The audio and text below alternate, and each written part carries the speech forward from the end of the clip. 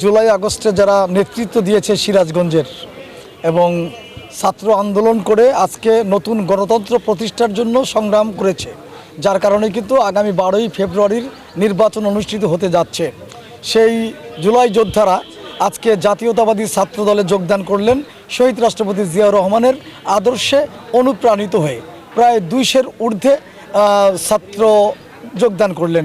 এর মধ্যে অনেকেই এনসিপির সঙ্গে সম্পৃক্ত ছিল, অন্য রাজনৈতিক দলের সঙ্গেও সম্পৃক্ত ছিল। তারা আজকে জাতীয়তাবাদী ছাত্র দলে যোগদান করলেন। তাদের উদ্দেশ্যে আমরা বিএনপির পক্ষ থেকে একটি নির্দেশনা দিয়েছি, শিক্ষাঙ্গনে যে অরাজকতা, অনিয়ম, দুর্নীতি আছে তোমাদের নেতৃত্বে সেগুলি দূর করতে হবে। আর আগামী 12ই ফেব্রুয়ারি যে নির্বাচন হবে সেই নির্বাচনে সকল আচরণবিধি মেনে প্রচারণা চালাতে হবে। বিএনপি প্রথম থেকেই একটা আদর্শবান দল এবং এই দলের আদর্শতা সারা বাংলাদেশের সকল জনগণই পছন্দ করে।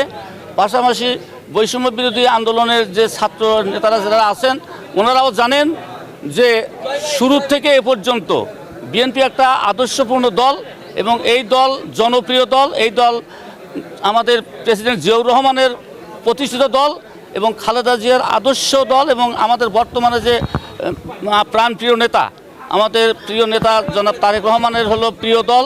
এই দলে সবাই আসবে বলে আমরা বিশ্বাস করি। ওনারাও এই দলের আদর্শকে বিশ্বাস করে মনে প্রাণে ধারণ করে এই দলে যোগ দিয়েছেন। আমি আমার বিএনপি তথা জাতীয়তাবাদী দল বিএনপির পক্ষ থেকে ওনাদেরকে স্বাগত জানাই এবং অসংখ্য ধন্যবাদ জ্ঞাপন করছি।